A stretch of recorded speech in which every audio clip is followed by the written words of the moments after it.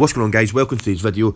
In today's video we're going to be discussing why making number specific goals isn't always necessarily the best idea. And what do I mean by that? Number specific goals is a goal where a specific number is the absolute goal. So I want to do a 300 kilo deadlift, or I want to do a 108 kilo bench, and so on. And there's a give and take to this. I think it's a good thing to have long-term number specific goals. So for example, a 300 kilo squat is a very big goal of mine, and it's good to have something to work towards. But one thing you need to remember, if you can only squat say 250 kilos and you're kind of one of your longer term goals is a 300 kilogram squat, then to get to that 300 kilo squat you've got to have lots of more shorter term number goals, and those short-term number goals should simply be progress. And I believe simply wanting to make progress is definitely a better way to go about things. And let me get into it. So the reason I believe this is, say for example you go to a competition, and at your competition you want to hit X, Y and Z for your squat, bench and deadlift, and those are your goals for that competition. Well, what can happen is that you can be so fixated in those numbers, you can start forming and creating a very emotional attachment to those numbers. And a few things can kind of stem from that. First of all, you can start to make the numbers appear bigger in your head and a lot more important than what they are, and you can start to almost give them power and cite yourself out against them.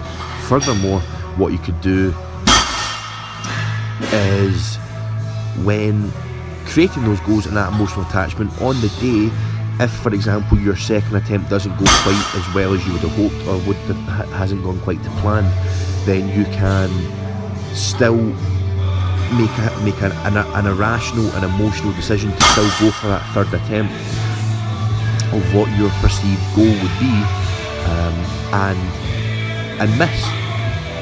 And because of that is obviously not going to be your best possible opportunity, or give you the best possible chance in order to continuously make progress from competition to competition. Another thing that could happen is, say you go to a competition and you have a goal for a certain lift or all three lifts, and say you hit a personal best on every single lift and a total, but you just don't quite make the number specific goal that you had, then you could perceive that competition to be a failure. And you could start creating some negative attitudes towards that competition and be quite down on yourself when you've actually just had the best competition of your life and you've just hit 4 all-time personal bests. And I have fallen victim to this many, many times, and I'm sure anyone watching this probably has too. And that's just kind of what's been on my mind lately, is that, I think it's important to have number specific goals for longer term to continue to drive progress. But I think the number one thing that needs to be kept in mind is, okay, what I'm aiming for is just progress. And at the end of the day, if you have a longer term goal, whether you make 10 kilograms of progress on a lift, competition lift in a cycle, or 2.5 kilograms progress, you've still made progress and you've still progressed towards that number. And at the end of the day, 2.5 kilograms cycle to cycle over the course of 5 to 10 years mounts up to be a huge amount of progress. And that's the thing, we've got to always think long term. One of the things about me with the World Championships was the goal of mine was to win. And that was very obvious, and I had no emotional attachment to any number, and I wasn't attached to doing any number. All I simply wanted was to load the bar with the winners, and I believe that is one of the reasons as to why I had won. I easily could have made an irrational decision on a bench press or the squat and said and tried to go 2.5 to 5 kilograms heavier than the numbers I did, and I could have ended up missing, and because of that I would have lost the world title. But instead, the goal was to win. I had no emotional attachment to any number.